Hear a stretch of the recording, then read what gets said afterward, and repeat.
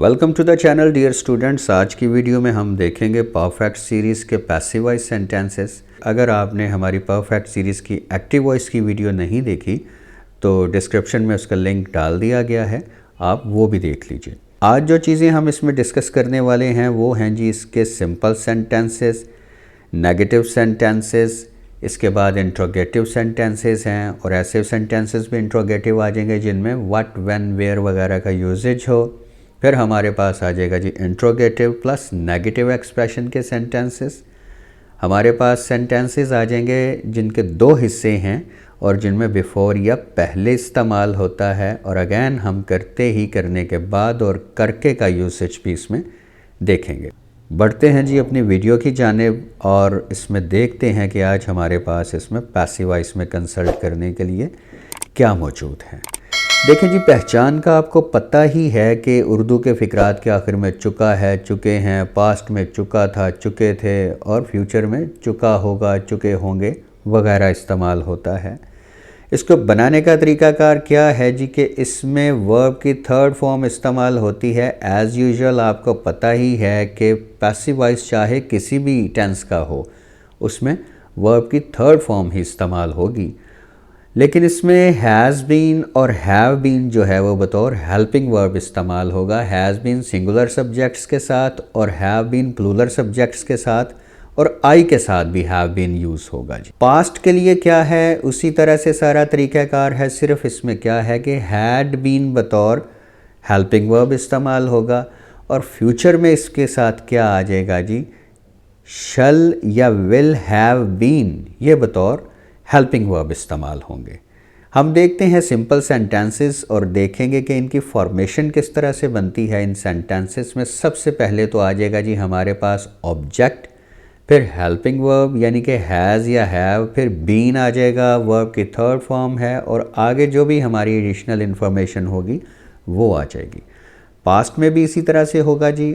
Future में कैसे होगा कि सबसे पहले ऑब्जेक्ट है, फिर शल या विल हैव बीन आएगा, फिर वर्ब की थर्ड फॉर्म और उसी तरह से जो भी आगे एडिशनल कोई इन्फॉर्मेशन होगी वो आ जाएगी। कुछ एग्जांपल्स देखते हैं इसकी ताकि ये हमें अच्छी तरह से समझ आ सके जी। उससे बैरून मुल्क भेजा जा चुका है, उससे बैरून मुल्क भेजा जा चुका था और उसे बैरून मुल्क भेजा जा चुका होगा। कैसे इसे अटेम्प्ट करेंगे जी? He has been sent to abroad, he had been sent to abroad और he will have been sent to abroad। एक और एग्जांपल देखते हैं फिर आगे बढ़ते हैं। तमाम दुकानें मिस्मार की जा चुकी हैं, तमाम दुकानें मिस्मार की जा चुकी थीं और तमाम दुकानें मिस्मार की जा चुकी होंगी। वेल, इसके लिए जो है वो क्या है कि जी all the shops have been demolished।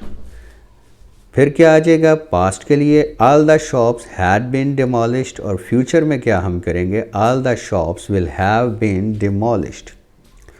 बढ़ते हैं जी इसके नेगेटिव एक्सप्रेशन की जानिब और देखते हैं कि जी हम उसमें किस तरह से इसकी फॉर्मेशन को टैकल करते हैं। सबसे पहले तो हमारे पास आ जाएगा जी ऑब्जेक्ट, फिर हेल्पिंग वर्ब आ जाएगी यानी कि हैज़ या हैव आ जाएगा, फिर नॉट बीन, फिर वर्ब की थर्ड फॉर्म और बाकी जो भी एडिशनल इन्फॉर्मेशन होगी वो आ जाएगी। पास्ट में भी बिल्कुल इसी तरह से होगा और फ्यूचर में कैसे होगा कि सबसे पहले ऑब्जेक्ट है, फिर शल या विल है, उसके बाद नॉट आएगा और फिर हैव बीन आएगा, यानी कि विल नॉट हैव बीन या शल नॉट हैव बीन आएगा जी ऑब्जेक्ट के बाद। सिमिलरली वर्ब की थर्ड फॉर्म आएगी उसके बाद और देन जो है वो हमारी रेस्ट ऑफ द इंफॉर्मेशन वो इंसर्ट की जाएगी यहाँ पे। एग्जांपल्स इसकी क्या हैं जी? उससे बैरून मुल्क नहीं भेजा जा चुका है या उससे बैरून मुल्क नहीं भेजा जा चुका था और फ्यूचर में नहीं भेजा जा चुका होगा।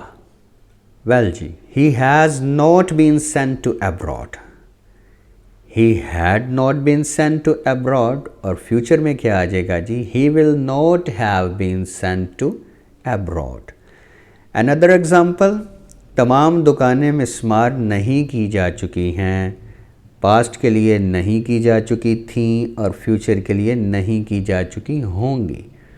ओके जी, all the shops have not been demolished present में पास्ट के लिए क्या है, all the shops had not been demolished, और फ्यूचर के लिए all the shops will not have been demolished. बढ़ते हैं जी एक और एग्जाम्पल की तरफ। इस जायदाद को नीलाम नहीं किया जा चुका है, इस जायदाद को नीलाम नहीं किया जा चुका था, और इस जायदाद को नीलाम नहीं किया जा चुका होगा। This property has not been auctioned, this property had not been auctioned past के लिए, और फ्यूचर के लिए this property will not have been auctioned. आगे हमारे पास आ जाते हैं इंट्रोगेटिव सेंटेंसेस, और ऐसे सेंटेंसेस भी जिनमें क्यों, कहाँ, कब, कैसे वगैरह इस्तेमाल हो रहा हो, यानी वेयर, व्हेन, व्हाट, हु वगैरह का इस्तेमाल आ जाए। इसकी फॉर्मेशन किस तरह से होगी जी? सबसे पहले तो आ जाएगा जी हेल्पिंग वर्ब, उसके बाद ऑब्जेक्ट, फिर बीन आएगा, वर्ब की थर्ड फॉर्म आएगी, जो भी हमारी रेस्ट ऑफ द इंफॉर्मेशन होगी वो आ जाएगी, क्वेश्चन मार्क आ जाएगा। पास्ट में भी बिल्कुल इसी तरह से इस्तेमाल होगा। फ्यूचर के लिए सबसे पहले विल या शैल आएगा, फिर ऑब्जेक्ट और हैव बीन आ जाएगा, उसके बाद वर्ब की थर्ड फॉर्म आ जाएगी, और क्वेश्चन मार्क आखिर पे हम लाजमी लगाएंगे। अच्छा स्टूडेंट्स, एक चीज़ है कि अगर इन तमाम जो तीनों जो हमारे पास टेंसेस हैं, इनमें किसी भी जगह पे अगर हमारे पास वेयर, व्हेन, व्हाट, हु वगैरह जैसे अल्फाज आएँ, तो उन्हें हम इसी जो हमारे पास इंट्रोगेटिव सेंटेंसेस हैं उनके बिल्कुल शुरू में जो है वो वर्ड लगा देंगे, और ये हमारा जो है वो रिक्वायर्ड मीनिंग जो है वो कन्वे करेगा। एग्जांपल्स इसकी देखें। क्या इसे बैरून मुल्क भेजा जा चुका है, क्या इसे बैरून मुल्क भेजा जा चुका था, या क्या इसे बैरून मुल्क भेजा जा चुका होगा।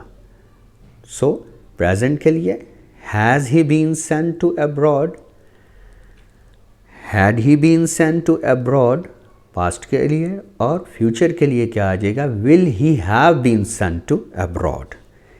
अनदर एग्जाम्पल, तमाम दुकानें क्यों मिसमार की जा चुकी हैं, पास्ट में क्यों मिसमार की जा चुकी थी, और फ्यूचर में क्यों मिसमार की जा चुकी होंगी।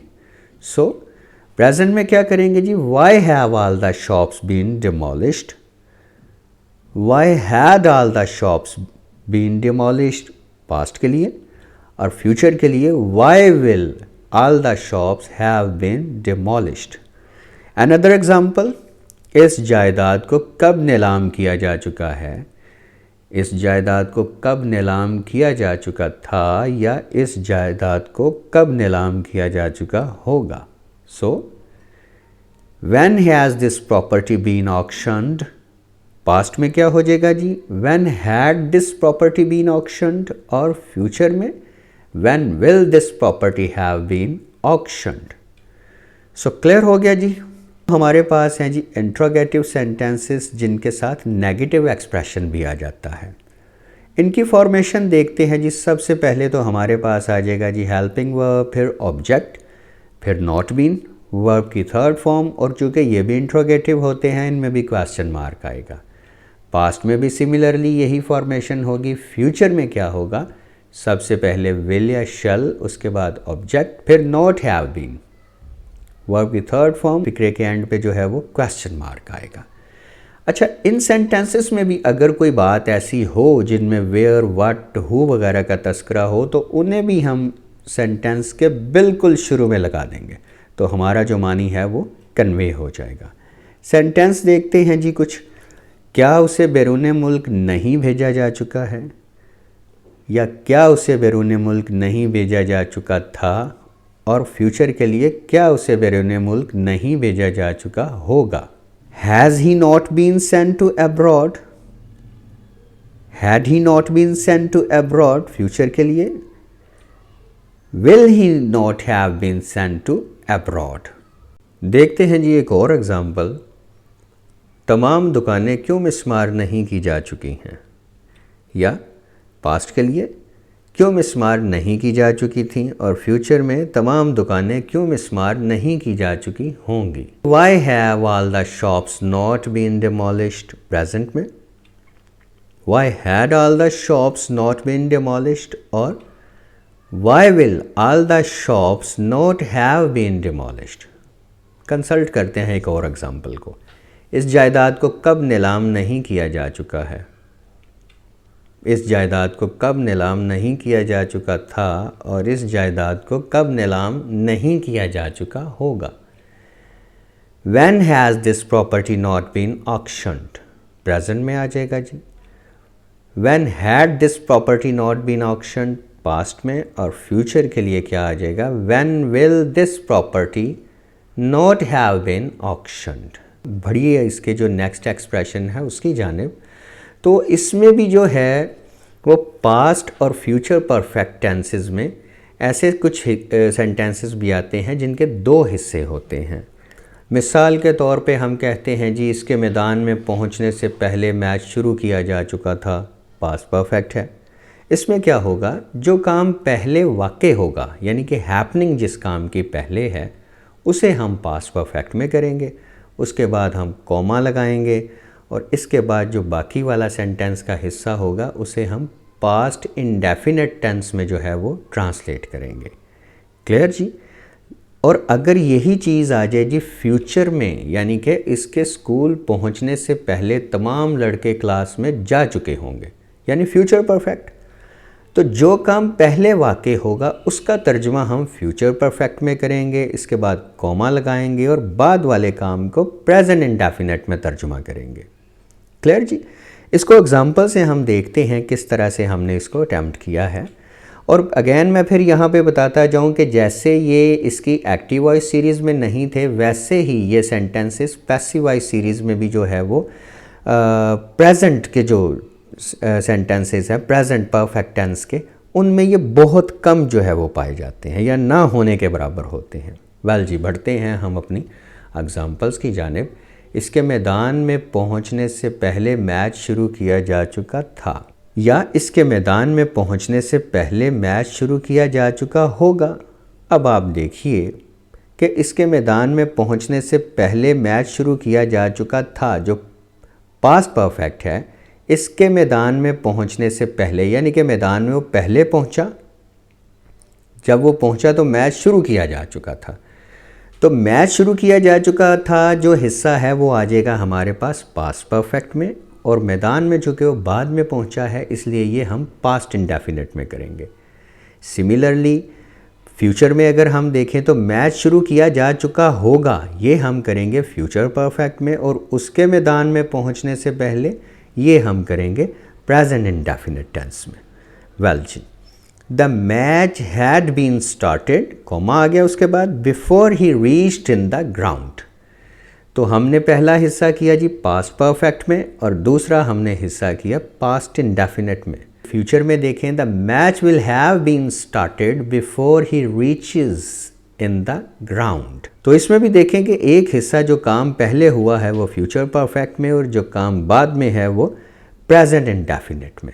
एक और सेंटेंस देखते हैं जी हम। सूरज गुरूब होने से पहले दीवार को रंग किया जा चुका था।